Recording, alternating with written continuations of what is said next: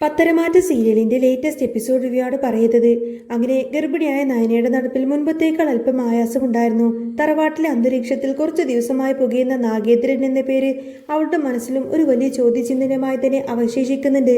മുത്തശ്ശി നയനെ വിളിച്ചു. വസുന്ധര മുത്തശ്ശി പതുക്കെ കണ്ണു തുറന്നു. മുന്നിൽ നിൽക്കുന്ന നയനയും ദേവേനയും കണ്ടപ്പോൾ അവരുടെ മുഖത്ത് കാഠിന്യം അല്പമൊന്ന് അയഞ്ഞു. എന്താ മോളെ ഈ സമയത്ത്? നീ ഇവിടെ നിൽക്കാതെ ചെന്ന് വിശ്രമിക്കാൻ നോക്ക്, മുത്തശ്ശി ശാന്തമായി പറഞ്ഞു. പക്ഷേ ദേവേനയുടെ മുഖത്തെ ആകാംക്ഷ മുത്തശ്ശി തിരിച്ചറിഞ്ഞു. നയന പതിഞ്ഞ സ്വരത്തിൽ ചോദിച്ചു, മുത്തശ്ശി ഞാനൊരു കാര്യം ചോദിച്ചാൽ തെറ്റായി എടുക്കരുത്. ഈ നാഗേന്ദ്രനെ കുറിച്ച് ശങ്കരേട്ടനെ കുറിച്ച് കാര്യങ്ങളൊക്കെ ഞങ്ങളോട് പറഞ്ഞിരുന്നു. കമ്പനിയിൽ നിന്നും അയാളെ പുറത്താക്കാൻ ഒരു കാരണമുണ്ടായിരുന്നു എന്ന് ശരി. പക്ഷേ ഈ വീട്ടിൽ നിന്ന് മുത്തശ്ശൻ അയാളെ അടിച്ചെടുക്കാൻ എന്താ കാരണം? ജ്വല്ലറിയിലെ പ്രശ്നം മാത്രമാണോ, അതോ വേറെന്തെങ്കിലും സംഭവിച്ചിട്ടുണ്ടോ?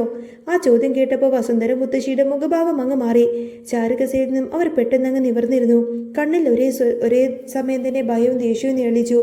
നയനെ, മുത്തശ്ശിയുടെ ശബ്ദത്തിൽ ഒരു താക്കീതുണ്ടായിരുന്നു. അവനെ പോലൊരു വിഷപ്പാമ്പിനെ ഈ ആയുസ്സിനിടയിൽ ഞാൻ വേറെ കണ്ടിട്ടേയില്ല. അവനെ ഈ തറവാട്ടിൻ്റെ പടി ഇറക്കി വിട്ടതിന് ശേഷമാ മോളെ ഈ കുടുംബത്തിൽ സ്വസ്ഥതയും സമാധാനവും ഉണ്ടായത്. ആ പേര് പോലും ഇനി ഈ വീട്ടിൽ ആരും ഉച്ചരിക്കരുത്. നയന പിന്മാറാൻ തയ്യാറായില്ല. അവൾ സംശയത്തോടു കൂടെ ദേവേനെ നോക്കി. പിന്നെ മുത്തശ്ശിയോട് ചോദിച്ചു, പക്ഷേ മുത്തശ്ശി, ശങ്കരേട്ടൻ പറഞ്ഞത് കേട്ടാ തോന്നും അയാളെ ഇതിലേക്ക് വലിച്ചഴിച്ചതും കാര്യങ്ങളൊക്കെ വഷളാക്കിയതും അപ്പച്ചിയാണെന്ന്. അപ്പച്ചി തന്നെയല്ലേ അന്നത്തെ കുഴപ്പങ്ങൾക്കൊക്കെ തുടക്കമിട്ടത്? ദേ മോളെ, ഒരു കാര്യം ഞാൻ പറയാം, മുത്തശ്ശി നയനയുടെ കൈകൾ പിടിച്ച് സ്വരം താഴ്ത്തിക്കൊണ്ട് പറഞ്ഞു. നീ ഇപ്പോൾ ഒരു ഗർഭിണിയാണ്. ഈ സമയത്ത് തന്നെ ആ അഴിഞ്ഞാട്ടക്കാരൻ്റെയും വിഷപ്പാമ്പിൻ്റെയൊക്കെ കഥകളൊക്കെ പറഞ്ഞ് വെറുതെ ഇങ്ങനെ അതൊക്കെ ഓർത്ത് മനസ്സ് വിഷമിപ്പിക്കേണ്ട ഒരു കാര്യവുമില്ല. അവൻ പുറത്തിറങ്ങിയിരിക്കുക. ഇങ്ങോട്ടേക്ക് വീണ്ടും വന്നിരിക്കുന്നത് വെറുതെയൊന്നുമല്ല. നമ്മുടെ ഈ അനന്തപുരി കുടുംബത്തോട് പക വീട്ടാൻ വേണ്ടിയിട്ട് അവൻ എങ്ങനെയുള്ള വിത്താണെന്നൊക്കെ ഞങ്ങൾക്ക് നന്നായിട്ടറിയാം. ഇനി എല്ലാവരും ഒന്ന് സൂക്ഷിക്കുന്നത് നല്ലതാ. മുത്തശ്ശി ചുറ്റും നോക്കിയതിന് ശേഷം കൂടുതൽ ഗൗരവത്തിൽ തന്നെ തുടർന്നു. പിന്നെ ഈ നാഗേന്ദ്രൻ്റെ പേര് നീ ഇവിടെ വലിയ ഉറക്കെയൊന്നും പറയേണ്ട കേട്ടോ. അതെങ്ങാനും നിന്റെ മുത്തശ്ശൻ കേട്ടാൽ പിന്നെ ഇവിടെ എന്താ ഉണ്ടാവാന്നറിയാലോ. അനന്തപുരി തറവാടിൻ്റെ പടിവാതിലിന് പുറത്ത് അവൻ ഉപേക്ഷിച്ച പേരാണത്. മുത്തശ്ശൻ അത്രത്തോളം വെറുക്കുന്നൊരു പേര്. അങ്ങനെ വെറുക്കുന്ന പേര് വേറെയില്ല. ഈ കുടുംബത്തിൽ ഇന്ന് വരെ ആരും ആ പേര് പരസ്യമായി പറയാറ് പോലുമില്ല. അടുത്തേക്ക് അല്പം കൂടി ചേർന്നിരുന്നു കൊണ്ട് ദേവേനെ നയനയുടെ തോളിൽ ഇങ്ങനെ തൊട്ടു. അതേ മോളെ, അമ്മ പറയുന്നതിൽ കാര്യമുണ്ട്. ഇനിയിപ്പോൾ അതിനെക്കുറിച്ച് ഓർത്ത് നീ വെറുതെ ടെൻഷൻ അടിക്കണ്ട. കഴിഞ്ഞതൊക്കെ അവിടെ നിൽക്കട്ടെ. അതല്ലമ്മേ, ഞാൻ അറിയാൻ വേണ്ടി ചോദിച്ചെന്നേയുള്ളൂ, നയന നെടുവീർപ്പോടുകൂടെ പറഞ്ഞു. കാരണം എല്ലാവരും എന്തൊക്കെയോ മറക്കുന്നത് പോലെ. ചോദിച്ചു ഇനി ഏതായാലും നീ ഇത് മുത്തശ്ശിൻ്റെ മുന്നിൽ ചെന്ന് ചോദിച്ചു വലിയ പുലിവാലൊന്നും ഉണ്ടാക്കട്ടെ കേട്ടല്ലോ, മുത്തശ്ശി ഉറച്ച സ്വരത്തിൽ പറഞ്ഞു നിർത്തി. മുറിയിലേക്ക് മടങ്ങെത്തിയ നയന വളരെ ചിന്തയിലായിരുന്നു. ആദർശ് നയനയുടെ കാലൊച്ച കേട്ടങ്ങ് തിരിഞ്ഞു നോക്കി. അവളുടെ മുഖത്ത് നിരാശ കണ്ടപ്പോൾ തന്നെ കാര്യം എന്താണെന്ന് ആദർശിന് മനസ്സിലായി. എന്തായി നയനെ, മുത്തശ്ശി എന്തെങ്കിലും പറഞ്ഞോ? ആദർശ് ചോദിച്ചു. നയന വന്ന് കട്ടിലിൻ്റെ കോണിലിരുന്നു. ഇല്ല ആദർശേട്ടാ, മുത്തശ്ശി ഒന്നും വിട്ടു പറയുന്നില്ല. നാഗേന്ദ്രൻ ഒരു വിഷപ്പാമ്പാണെന്നും അയാളുടെ പേര് ഈ വീട്ടിൽ പറയരുതെന്നും മാത്രം പറഞ്ഞു. എന്തോ വലിയ കാര്യം നടന്നിട്ടുണ്ട്. ഇപ്പോൾ പക്ഷേ ആരും ഒന്നും തന്നെ തുറന്നു പറയുന്നില്ല. ആദർശ് ആലോചനയോടുകൂടെ നെറ്റിത്തടവി. ജ്വല്ലറിയിലെ തിരിമറിക്ക് കാരണം അപ്പച്ചിയാണെന്ന് ശങ്കരേട്ടൻ അത്ര ഉറപ്പിച്ചു പറയുമ്പോൾ നാഗേന്ദ്രനെ മാത്രം എന്തിനാണ് തറവാട്ടിൽ പോലും അടിച്ചിറക്കിയത്? അതും മുത്തശ്ശൻ്റെ അത്രയും കടുത്ത തീരുമാനത്തിൽ. അതാ ഞാനും ആലോചിക്കുന്നത്, നയന പറഞ്ഞു. ജ്വല്ലറിയിലെ കാര്യം പോട്ടെ, അതിൻ്റെ ഇടയ്ക്ക് അപ്പച്ചി വീണ്ടും ഈ വീട്ടിൽ എന്തെങ്കിലും തന്ത്രം ഒപ്പിച്ചു കാണുമോ? അപ്പച്ചിയുടെ സ്വഭാവം നമുക്ക് നന്നായിട്ട് അറിയാവുന്നതല്ലേ. ഇവിടെ ഇരുന്ന് വല്ല മോഷണവും നടത്തിയിട്ട് അത് നാഗേന്ദ്ര തലയിലങ്ങ് കെട്ടിവെച്ചതായിരിക്കുമോ? അതോ ഇനി മുത്തശ്ശനും മുത്തശ്ശിയും കൂടി അത് തുറന്നു പറയാൻ നാണക്കേടുണ്ടാവുമോ? എന്താ മിണ്ടാതിരിക്കുന്നത്? എന്തായാലും ഇത്രയും വലിയൊരു കാര്യം നടന്നിട്ടും ആരും ഒരു അക്ഷരം പോലും മിണ്ടുന്നില്ല എന്നത് വലിയ ദുരൂഹത തന്നെയാണ്, ആദർശ് പറഞ്ഞു. ഒരു കാര്യം ചെയ്യാം, അച്ഛനോടോ അല്ലെങ്കിൽ ഇളയച്ചനോടോ ചോദിച്ച് ചിലപ്പോൾ എന്തെങ്കിലും ഒരു സൂചന കിട്ടും. അച്ഛനോട് നാളെ ചോദിച്ചു നോക്കാം. പക്ഷേ അച്ഛന് ചിലപ്പോൾ ഒന്നും തന്നെ വിട്ടു പറഞ്ഞെന്ന് വരില്ല. ആദ്യം ഇളയച്ചനോട് സംസാരിക്കുന്നതായിരിക്കും നല്ലത്. ഇളയച്ചൻ ചിലപ്പോൾ സത്യം പറഞ്ഞേക്കാം. നയന സമ്മതിച്ചു. എന്തായാലും സത്യം എന്താണെന്നറിയാതെ നമുക്ക് മുന്നോട്ട് പോകാനൊന്നും പറ്റില്ല ആദർശേട്ടാ. രാത്രി അല്പം വൈകിയാണ് ആദർശ് അജയുടെ മുറിയിലേക്ക് ചെന്നത്. അജയ് ഇങ്ങനെ മേശപ്പുറത്ത് ചില കണക്ക് പുസ്തകങ്ങൾ നോക്കിക്കൊണ്ടിരിക്കുകയാണ്. ആദർശ് അകത്തേക്ക് കയറി ചെന്നപ്പോൾ അജയുടെ കണ്ണടക്ക് ഊരിവെച്ചു. എന്താ ആദർശ് ഈ സമയത്ത്, എന്തെങ്കിലും വിശേഷമുണ്ടോ? ആദർശ് അല്പം മടിച്ചു നിന്നതിന് ശേഷം അജയുടെ എതിരെയുള്ള ആ ഒരു കസേരയിൽ അങ്ങിരുന്നു. എളേച്ച, ഞാനൊരു കാര്യം ചോദിക്കാൻ വേണ്ടി വന്നതാ. നാഗേന്ദ്രൻ്റെ കാര്യങ്ങളെക്കുറിച്ച് ശങ്കരേട്ടൻ എന്നോട് കുറച്ച് കാര്യങ്ങളൊക്കെ പറഞ്ഞിരുന്നു. ജ്വല്ലറിയിൽ നിന്നും അയാളെ പുറത്താക്കിയെന്ന്. ചില കാരണങ്ങളൊക്കെയുണ്ട്. പക്ഷേ ശങ്കരേട്ടൻ പറഞ്ഞത് കേട്ടാ തോന്നുന്നത് ഇതിൻ്റെയൊക്കെ യഥാർത്ഥ സൂത്രധാരി അപ്പച്ചിയാണെന്നാ. അപ്പച്ചി കാരണം മാത്രമല്ലേ നാഗേന്ദ്രനെ ആ ജ്വല്ലറിയിൽ നിന്നും ഇറങ്ങിപ്പോവേണ്ടി വന്നത്? അജയുടെ മുഖം പെട്ടെന്ന് തന്നെ മാറി. അതൃപ്തിയോടെ അയാൾ ആദർശിനെ നോക്കി. എടാ ആദർശെ, നിന്റെ അപ്പച്ചി മാത്രമൊന്നുമല്ല ഇതിന് കാരണം. അയാൾ അത്ര വിശുദ്ധനൊന്നുമല്ല. നീ ശങ്കരേട്ടൻ പറയുന്നത് കേട്ട് ചാടരുത്. പക്ഷേ ഇളയച്ച, ശങ്കരേട്ടൻ എന്നോട് കാര്യങ്ങൾ അത്ര വ്യക്തമായിട്ടാ പറഞ്ഞത്. ആദർശ് വിട്ടുകൊടുക്കാൻ തയ്യാറായില്ല. നാഗേന്ദ്രന്റെ കള്ളത്തരം കാണിച്ച് എല്ലാവരും പറയുന്നു. പക്ഷേ അതിനപ്പുറം എന്തോ ഒന്നും നടന്നിട്ടില്ലേ? എടാ, ശങ്കരനോട് നാഗേന്ദ്രൻ ഓരോ കള്ളക്കഥകളുണ്ടാക്കി പറഞ്ഞതാ. അജയൻ ശബ്ദമുയർത്തി. അവൻ കള്ളത്തരം പറഞ്ഞതാടാ. നിനക്ക് നാഗേന്ദ്രനെ കുറിച്ച് അറിയാത്തത് കൊണ്ടാ നീ ഇങ്ങനെയൊക്കെ അവനെ സപ്പോർട്ട് ചെയ്ത് സംസാരിക്കുന്നത്. അല്ലേ ഇളയച്ച, ഞാനൊരു കാര്യം ചോദിക്കട്ടെ? ആദർശ് ശാന്തമായി പക്ഷേ ദൃഢതയോടെ ചോദിച്ചു. ഈ പറയുന്ന നാഗേന്ദ്രൻ ജ്വല്ലറിയില്ലെന്ന് തിരുമതി നടത്തിയെന്ന് പറയുന്നുണ്ടല്ലോ. പക്ഷേ അതിനു മുൻപ് വരെ ജ്വല്ലറിയിലെ കാര്യങ്ങളെല്ലാം നല്ല ഭംഗിയായി തന്നെ നോക്കിക്കൊണ്ടിരുന്ന ആളല്ലേ നാഗേന്ദ്രൻ? പിന്നെന്താ അയാൾ അത്ര പെട്ടെന്ന് അങ്ങ് പുറത്താക്കിയത്? കച്ചവടത്തിൽ നിന്ന് മാത്രമല്ല, ഈ വീട്ടിൽ തന്നെ അടിച്ചിറക്കിയല്ലോ. ഒരു തവണത്തേക്ക് മുത്തശ്ശന് അയാളോട് ക്ഷമിക്കാമായിരുന്നില്ലേ? അജയൻ കസേരയിൽ നിന്നും എഴുന്നേറ്റു. അയാളുടെ മുഖത്ത് ദേഷ്യവും ഒപ്പം എന്തൊരു ഭയം കലർന്നിരുന്നു. വലിയ വലിയ കാര്യങ്ങളൊന്നും നീ ഇപ്പം അന്വേഷിക്കാനും നോക്കണ്ട ആദർശേ. ഇതെങ്ങാനും ചോദിച്ചുകൊണ്ട് നീ നിന്റെ മുത്തശ്ശൻ്റെ അടുത്തേക്ക് ചെന്നിട്ടുണ്ടെങ്കിൽ അതോടുകൂടെ തീർന്നു. പിന്നെ അച്ഛൻ എന്തൊക്കെ സംഭവിക്കുമെന്ന് പോലും പറയാൻ പറ്റില്ല. അച്ഛന് ആ പേര് കേൾക്കുന്നത് പോലും ഇഷ്ടമല്ല. ഇത്രയും നാളായി ഈ വീട്ടിൽ ആരെങ്കിലും ആ പേര് പറഞ്ഞ് നീ കേട്ടിട്ടുണ്ടോ? ഇല്ലല്ലോ. എനിക്ക് മനസ്സിലാവും ഇളയച്ച, ആദർശ് പറഞ്ഞു. പക്ഷേ ഞാൻ ചോദിച്ചത് അതിൻ്റെ കാരണം അറിയാൻ വേണ്ടി മാത്രമാണ്. അയാൾ ഇപ്പോൾ തിരിച്ചു വന്നിരിക്കുകയാണ്. അയാൾ ഒരു പ്രതികാരത്തിന് വേണ്ടിയാ തിരിച്ചു വന്നിരിക്കുന്നത് എങ്കിൽ അതിനുള്ള കാരണം എന്താണെന്ന് നമ്മൾ അറിയണ്ടേ? ശങ്കരേട്ടൻ പറഞ്ഞത് ശരിയാണെങ്കിൽ ഒരു പക്ഷേ ഈ പറയുന്ന നാഗേന്ദ്രൻ തെറ്റൊന്നും ചെയ്തിട്ടില്ലെങ്കിലോ? തെറ്റ് മുഴുവൻ അപ്പച്ചി ചെയ്തിട്ട് അയാളെ മുത്തശ്ശന് അന്യായമായി ശിക്ഷിച്ചതാണെങ്കിലോ? ഒരു തെറ്റിദ്ധാരണയുടെ പുറത്ത് മുത്തശ്ശൻ നാഗേന്ദ്രൻ ശിക്ഷിച്ചതെങ്കിൽ തെറ്റ് മുത്തശ്ശൻ്റെ ഭാഗത്തുമില്ലേ? എടാ ആദർശേ, അജയ് ഞെട്ടലോടെ ആദർശിൻ്റെ അടുത്തേക്ക് നിന്നു. നിന്റെ മുത്തശ്ശനെങ്ങാനും ഇത് കേൾക്കേണ്ട കേട്ടോ? എന്തൊക്കെയാ നീ പറയുന്നത്? ഞാൻ ഇളയച്ചനോട് പറഞ്ഞതേ ഉള്ളൂ. ആദർശ് നിരാശയോട് പറഞ്ഞു. നാഗേന്ദ്രൻ തെറ്റൊന്നും ചെയ്യാതെയാണോ ശിക്ഷ അനുഭവിച്ചത്? അതോ ഈ പറയുന്ന അപ്പച്ചി കാരണമാണോ ഈ കുടുംബത്തിൽ ഇത്രമാത്രം പ്രശ്നങ്ങളുണ്ടായതെന്ന് നമുക്കറിയില്ലല്ലോ. അതുകൊണ്ടാണ് ഞാൻ പറഞ്ഞത്. ആദർശ് അങ്ങനെ മുറിയിൽ നിന്നും ഇറങ്ങിപ്പോയി. അജയൻ അവിടെ തന്നെ തരിച്ചു നിൽക്കുകയാണ്. അയാളുടെ നെറ്റിയിൽ വിയർപ്പ് കണങ്ങളൊക്കെ പൊടിഞ്ഞു. നാഗേന്ദ്രൻ എല്ലാവരോടും കള്ളത്തരങ്ങൾ പറഞ്ഞ് പഠിപ്പിച്ചിരിക്കുകയാണ്. അജയൻ സ്വയം വിശ്വസിക്കാൻ ശ്രമിച്ചു. എങ്കിലും ആദർശ് ഉന്നയിച്ച ചോദ്യങ്ങൾ അജയന്റെ മനസ്സിൽ ഒരു കൊള്ളിയാൽ പോലെ മിന്നി മറഞ്ഞു. നാഗേന്ദ്രന്റെ കാര്യത്തിൽ സത്യം എന്താണെന്ന് അറിഞ്ഞിട്ടില്ലെന്ന് നടിക്കേണ്ടി വരുന്നതിന്റെ ഭാരം അജയന്റെ മനസ്സിൽ അമർന്നിരുന്നു. ഇതേ സമയം വീട്ടിലേക്ക് കയറി വന്ന അനിയുടെ മുഖത്ത് കടുത്ത അസ്വസ്ഥതയുണ്ടായിരുന്നു. കഴിഞ്ഞ കുറച്ച് ദിവസങ്ങളായി മനസ്സിൽ കൊണ്ടു നടന്ന സങ്കടവും ദേഷ്യവും അവന്റെ ഉള്ളിൽ തിളച്ചു മറിയുന്നുണ്ടായിരുന്നു. ഹാളിൽ കിടന്ന് മുറിയിലേക്ക് പോകാൻ തുടങ്ങിയ അവനെ തടഞ്ഞു നിർത്തുകയാണ് ജാനകി ഇടുപ്പിൽ ഇങ്ങനെ കൈകുത്തി ഭിത്തിയിൽ ഇങ്ങനെ ചാരി നിൽക്കുകയായിരുന്നു. അവരുടെ കണ്ണിൽ സംശയവും ക്രോധവും ഉണ്ടായിരുന്നു. എടാ, നീ ഇന്നലെ നിന്റെ കൂട്ടുകാരോടൊപ്പം തന്നെ കറങ്ങി നടക്കാൻ പോയതാണോ? ജാനകി ദേഷ്യത്തോട് ചോദിച്ചു.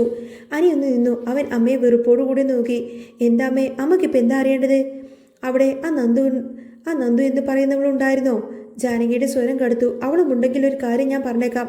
അവളുമായിട്ടുള്ള ഈ കറക്കവും കൂട്ടുകെട്ടും നീ അങ്ങ് നിർത്തി വെച്ചേക്ക്. നിനക്ക് ഞാൻ മുൻപേ വാണിംഗ് തന്നതാണ് അവളുമായിട്ടൊരു ബന്ധവും പാടില്ല എന്ന്. ഇനിയിപ്പോൾ ആ അനാമികമായിട്ടുള്ള ഡിവോഴ്സ് കഴിഞ്ഞ ഉടനെ തന്നെ അവന്തികയുമായിട്ടുള്ള നിന്റെ കല്യാണം ഞാൻ നടത്തും. അനി ഒരു നിമിഷം അങ്ങ് തരച്ചു നിന്നു. പിന്നെ അവനങ്ങ് പൊട്ടിത്തെറിക്കുകയാണ്. ഓ, അപ്പോൾ അമ്മ അതിനു വേണ്ടി കാത്തിരിക്കുവാണല്ലേ? ഈ വരുന്ന കേസിന്റെ സമയത്ത് എനിക്ക് ഡിവോഴ്സ് കിട്ടും. ഉടനെ തന്നെ അവന്തികയുടെ കഴുത്തിൽ താലി ചാർത്താമെന്ന് അമ്മ വിചാരിക്കുന്നുണ്ടെങ്കിൽ അത് അമ്മയുടെ വെറും തോന്നൽ മാത്രമാണ്. കേട്ടല്ലോ അമ്മേ, നീ എന്തൊക്കെയാടാ ഈ പറയുന്നത്? ജാനകി ഞെട്ടലോട് കൂടെ ചോദിച്ചു. ഞാൻ സത്യമാ പറയുന്നത് അമ്മേ. അനിയുടെ സ്വരം വീടിന്റെ ചുവരിൽ നിന്ന് തട്ടി പ്രതിധ്വനിച്ചു. അവന്തികയുടെ കഴുത്തിൽ താലി കെട്ടാൻ എന്നെ കെട്ടില്ല. അമ്മക്ക് അത്രക്ക് നിർബന്ധമാണെങ്കിൽ വേറെ ആരെങ്കിലും കെട്ടിച്ചോ? അനി, ജാനകി ഉറക്കെ അങ്ങ് വിളിച്ചു. നിന്നോട് ഞാൻ പല തവണ പറഞ്ഞിട്ടുണ്ട്. എങ്ങാനും അങ്ങനെ സംഭവിച്ചിട്ടുണ്ടെങ്കിൽ നിന്റെ മനസ്സിൽ ആ നന്ദു എന്ന് പറയുന്നവളാണെങ്കിൽ എന്നൊക്കെ എനിക്കറിയാം. അവളുടെ കഴുത്തിൽ താലി കെട്ടാനാണ് നിന്റെ മോഹമെങ്കിൽ പിന്നെ ഞാൻ ഈ ഭൂമിയിൽ ജീവനോടെ കാണില്ലടാ. ഞാൻ അങ്ങ് ചത്തു കളയും. അത് കേട്ടപ്പോൾ അനിയുടെ നിയന്ത്രണം വിട്ടു. അവൻ അമ്മയുടെ അടുത്തേക്കങ്ങ് ഒരടി മുന്നോട്ട് വെച്ചു. അമ്മേ, എത്ര കാലമായി അമ്മ ഈ ചത്തു കളയുമെന്ന് ഭീഷണി മുടക്കിയിട്ടത് കേട്ട് എനിക്ക് മടുത്തു. എന്നാൽ പിന്നെ ഞാനും ഒരു തീരുമാനം പറയാം. അങ്ങനെ ഒരു ദുരന്തത്തിലേക്ക്, അവന്തികയുടെ കഴുത്തിൽ താലി കെട്ടുന്ന ആ ഒരു ദുരന്തത്തിലേക്കൊന്നും ഞാൻ പോവില്ല. ഇനി എല്ലാവരും കൂടി നിർബന്ധിച്ച് എന്നെ അതൊക്കെ ചെയ്യിപ്പിക്കാൻ നോക്കിക്കഴിഞ്ഞാൽ പിന്നെ എന്നെ ശവമായിരിക്കും അമ്മ പിന്നെ കാണുന്നത്. ഞാനും ജീവനോടെ ഇരിക്കില്ല. ഞാൻ എവിടെയെങ്കിലും പോയിട്ട് ചാവേ ചെയ്യത്തുള്ളൂ. അത്രയും പറഞ്ഞ് അനി ദേഷ്യത്തോടു കൂടി മുറിയിലേക്ക് കയറിയിട്ട് വാതിലങ്ങ് ശക്തമായി അടിച്ചു. ജാനകി അവിടെ തന്നെ അങ്ങ് തറഞ്ഞു നിന്ന് പോവാണ്. അനിയുടെ മുഖത്ത് ഈ ഒരു രൗദ്രഭാവവും മരണഭീഷണിയുമെല്ലാം തന്നെ അവർ പ്രതീക്ഷിച്ചതായിരുന്നില്ല. മുൻപത്തെ പോലെയൊന്നുമല്ല. അനി ഇത്തവണ കട്ടക്കലിപ്പിലായിരുന്നു. ജാനകിയുടെ ആത്മഹത്യ ഭീഷണിക്ക് മുന്നിൽ വഴങ്ങിയിരുന്ന അനി ഇത്തവണ സ്വന്തം ജീവൻ വെച്ച് തിരിച്ച് ഭീഷണിപ്പെടുത്തിയത് ജാനകിയെ അല്പമൊന്നുമല്ല ഭയപ്പെടുത്തിയത്. നാട്ടുകാരുടെയും വീട്ടുകാരുടെയും മുന്നിൽ വെച്ച് നന്ദുവിനോടുള്ള വെറുപ്പും അവന്തികയോടുള്ള അമിത സ്നേഹവും കാരണം ജാനകി കെട്ടിപ്പോക്കിയ പ്രൗഢിയാണ് ഇപ്പോൾ തകർന്നടിഞ്ഞിരിക്കുന്നത്. മുൻപ് അനാമികയെ തലയിൽ കയറ്റി വെച്ച് പണി വാങ്ങിയ അനുഭവം മുന്നിലുണ്ടായിട്ട് പോലും ജാനകിക്ക് അവന്തികയോടുള്ള ആഗ്രഹം കുറഞ്ഞിരുന്നില്ല.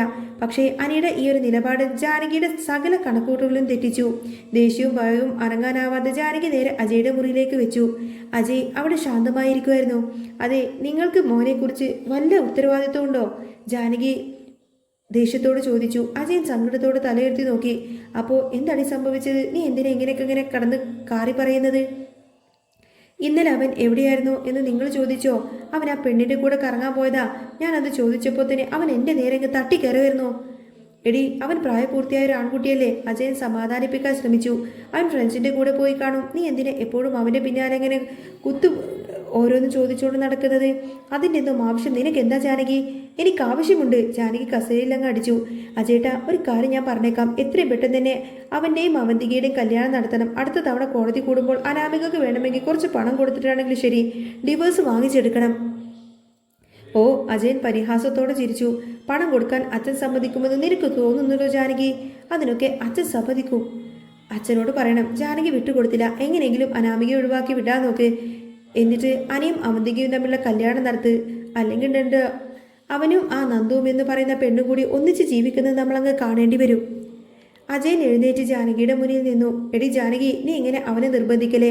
അവൻ അവൻ്റെ മനസ്സിലുള്ള കാര്യങ്ങളൊക്കെ തുറന്നു പറഞ്ഞതല്ലേ? അവൻ്റെ മനസ്സിൽ ഇപ്പോഴും ആ നന്ദു തന്നെയാണ് ഉള്ളത്. അതിനിടയിലേക്ക് നീ എന്തിനാ അവന്തികയെ കൊണ്ടിങ്ങനെ കുത്തിത്തിരുകാൻ നോക്കുന്നത്? അവൻ അതിന് സമ്മതിക്കോ? ഇനിയിപ്പോൾ നിന്റെ ഭീഷണി പേടിച്ച് അവൻ സമ്മതിച്ചാൽ തന്നെ അവർ തമ്മിലൊരു ജീവിതം എങ്ങനെയായിരിക്കുമെന്ന് നന്നായിരിക്കുമെന്ന് നിനക്ക് തോന്നുന്നുണ്ടോ? അജയനൊന്ന് നെടുവീർപ്പിട്ടു. നമ്മളെല്ലാവരും കൂടി നിർബന്ധിച്ച് അവൻ്റെ തലയിൽ അനാമികയങ്ങ് കെട്ടിവെച്ചു കൊടുത്തു. എന്നിട്ടിപ്പോൾ എന്തായി? അവളുടെ സ്വഭാവം എന്താണെന്ന് നമുക്ക് എല്ലാവരും കണ്ടതല്ലേ? ഒരു ദിവസമെങ്കിലും അവർ സന്തോഷത്തോടെ ജീവിച്ചിട്ടുണ്ടോ? ഇല്ലല്ലോ. അവൻ്റെ ജീവിതം തകർന്നു പോവുകയല്ലേ ചെയ്തുള്ളൂ. അവന്തിക ഇവിടുത്തെ കുട്ടിയാണെന്ന് വെക്കാം. എങ്കിലും അവൻ ഇഷ്ടമില്ലാത്തൊരു ബന്ധത്തിലേക്ക് വീണ്ടും അവനെ തള്ളിവിടുന്നത് എന്തിനാ ജാനകി? ഹോ, അപ്പോൾ നിങ്ങൾ അവൻ്റെ പക്ഷത്താണല്ലേ? ജാനകി ദേഷ്യത്തോട് ചോദിച്ചു. നിങ്ങളെല്ലാവരും കൂടി ആ മൊട്ടച്ചിയങ്ങ് ഇവിടുത്തെ മരുമകളായിട്ട് വീട്ടിലേക്ക് കയറ്റാൻ വേണ്ടിയിട്ടാണ് നോക്കുന്നത്. എൻ്റെ കൊക്കിൽ ജീവനുള്ളിടത്തോളം കാലം അത് നടക്കില്ല. എന്നാൽ പിന്നെ നീ എന്ത് വേണമെങ്കിലും കാണിക്ക്. അജയനും ദേഷ്യം വന്നു. അവനും ഇത് തന്നെയാ പറയുന്നത്. ഒരു കാരണവശാലും അവന്തികയുടെ കഴുത്തിൽ താലി കെട്ടില്ല എന്ന്. ഇനി ഒരു പരീക്ഷണത്തിന് ഞാനില്ല ജാനകി. ഞാൻ അവനെ നിർബന്ധിക്കാനൊന്നും പോകുന്നില്ല. നീ എന്താന്ന് വെച്ചാൽ ചെയ്തോ. അതിനുശേഷം വരുന്ന ഭവിഷ്യത്തുകൾ എന്താന്ന് വെച്ചാൽ നീ തന്നെ അങ്ങ് അനുഭവിച്ചോ. എനിക്കിനി കൂടുതലൊന്നും പറയാനില്ല. അജയൻ തിരിഞ്ഞു നിന്നു. ജാനകി പല്ലു കടിച്ച് ദേഷ്യത്തോട് മുറിയിൽ നിന്നും ഇറങ്ങിപ്പോവാണ്. മറ്റൊരു വശത്ത് കനകദുർഗയും ഗോവിന്ദനും തങ്ങളുടെ ചെറിയ വീട്ടിലിരുന്ന് തല പോവുകയായിരുന്നു. മകൾ നന്ദുവിൻ്റെ ഭാവിയോത്ത് അവരുടെ മനസ്സിൽ തീയായിരുന്നു. അവർ ഇതുവരെയായിട്ടും ഒരു പോസിറ്റീവായിട്ടുള്ള മറുപടിയൊന്നും പറഞ്ഞിട്ടില്ലല്ലോ ഗോവിന്ദേട്ടാ? കനകദുർഗ വേവലാതിയോടുകൂടെ ചോദിച്ചു. നവീൻ്റെ വീട്ടുകാർ ആലോചനയുമായി വന്നിരിക്കുകയാണ്. നവീൻ സ്വന്തമായി വന്ന് സംസാരിക്കുകയും ചെയ്തു. പക്ഷേ അവരുടെ വീട്ടുകാർ ഔദ്യോഗികമായി ഇങ്ങോട്ടേക്ക് വരണമെങ്കിൽ നന്ദുവിൻ്റെ മനസ്സ് എന്താണെന്നറിയണ്ടേ? അതാ എനിക്കും മനസ്സിലാവാത്തത്. ഗോവിന്ദൻ വിഷമത്തോടുകൂടെ പറഞ്ഞു. നവീൻ നല്ലൊരു ചെറുപ്പക്കാരനാണ്, നല്ല കുടുംബം. പക്ഷേ നവീൻ്റെ മനസ്സുകളിൽ ഇപ്പോഴും ആ പഴയ കാര്യങ്ങളാണോ എന്ന് അറിയില്ലാത്തത്. ഒരു കാര്യം ചെയ്യാം, കനകദുർഗ ആലോചിച്ചുകൊണ്ട് പറഞ്ഞു. നന്ദുവിൻ്റെ മനസ്സറിയാൻ വേണ്ടി നയനോടൊന്ന് വിളിച്ചു പറയാം. നയനെ വിളിച്ച് ഉപദേശിച്ചാൽ ചിലപ്പോൾ നന്ദു കേട്ടാലോ? നയനോട് അവൾക്ക് എല്ലാ കാര്യങ്ങളും തുറന്നു പറയാൻ മടി കാണില്ല. കനകദുർഗ ഉടനെ തന്നെ ഫോൺ എടുത്ത് നയനെ വിളിച്ചു. ഫോൺ എടുത്ത് നയനയോട് കനകദുർഗ കാര്യങ്ങളൊക്കെ വിശദീകരിക്കാണ്. മോളെ നയനെ, നീ അവളോടൊന്ന് സംസാരിക്ക്. നവീനുമായിട്ടുള്ള ബന്ധം വളരെ നല്ലൊരു ആലോചനയാണ്. ഇത് നടക്കുകയാണെങ്കിൽ നമുക്ക് വലിയൊരു ആശ്വാസമായിരിക്കും. നന്ദുവിനെ ഒന്ന് ഉപദേശിച്ച് വഴിക്ക് കൊണ്ടുവരാൻ നിനക്കേ പറ്റുള്ളൂ. പക്ഷേ നയനയുടെ മറുപടി കനകദുർഗ പ്രതീക്ഷിച്ചതുപോലെയല്ല. അമ്മേ, നയന ശാന്തമായി പറഞ്ഞു. ഞാൻ പറയുന്നത് കൊണ്ടൊന്നും കാര്യമില്ല അമ്മേ. എത്ര ഉപദേശിച്ചാലും അവളുടെ മനസ്സിൽ നവീനോട് അങ്ങനെ ഒരു ഇഷ്ടമുണ്ടെങ്കിൽ പിന്നെ ഇഷ്ടമില്ലെങ്കിൽ പിന്നെ നിർബന്ധിച്ചിട്ട് എന്താ കാര്യമുള്ളത്? അവൾ സ്വന്തം ജീവിതത്തെക്കുറിച്ച് തീരുമാനമെടുത്തിട്ടുണ്ടെങ്കിൽ അതോടൊപ്പം നിൽക്കില്ലേ നമ്മളൊക്കെ ചെയ്യേണ്ടത്? കനകദുർഗയുടെ മുഖത്ത് വീണ്ടും നിരാശ പടർന്നു. അതല്ല മോളെ ഞങ്ങളുടെ വേവലാതി കൊണ്ടല്ലേ പറയുന്നത്? എനിക്കറിയാം അമ്മേ. നയന അമ്മയെ ആശ്വസിപ്പിച്ചു. അമ്മ വെറുതെ ടെൻഷൻ അടിക്കണ്ട. നവീൻ്റെ ആലോചനയുമായി അവരുടെ വീട്ടുകാർ തറവാട്ടിലേക്ക് വരട്ടെ. അതിനുശേഷം എല്ലാം ഇരുന്ന് സംസാരിക്കാം. നന്ദുവിൻ്റെ അഭിപ്രായം കേൾക്കാം. എന്നിട്ട് നല്ലൊരു തീരുമാനമെടുക്കാം. അമ്മ ഇപ്പോൾ വെറുതെ ആവശ്യമില്ലാതെന്നോർത്ത് വിഷമിക്കണ്ട. അങ്ങനെ നയന ഫോൺ വെക്കുകയാണ്. അനന്തപുരി തറവാട്ടിലാണെങ്കിൽ ഇത്രമാത്രം കോലാഹലങ്ങൾ ഉണ്ടായിട്ട് പോലും ഇപ്പോഴും അനിയും നന്ദുവും തമ്മിൽ ഒരുപാടധികം ഇഷ്ടത്തിലാണ് എന്ന് മനസ്സിലാക്കിക്കൊണ്ടായിരിക്കട്ടെ നയന ആ ഒരു രീതിയിൽ തന്നെ മറുപടി പറഞ്ഞിരിക്കുന്നത്. ഇനിയിപ്പോൾ എന്ത് വില കൊടുത്തും അനിയെ സപ്പോർട്ട് ചെയ്തിട്ട് അവരെ രണ്ടുപേരെയും തമ്മിൽ ഒന്നിക്കാൻ തന്നെയായിരിക്കും നയനയുടെ പ്ലാന്. അങ്ങനെ പത്തരമാറ്റിൽ ഇനി വരാൻ പോകുന്ന നല്ല സൂപ്പർ അടിപൊളി ത്രില്ലിംഗ് എപ്പിസോഡാണ്.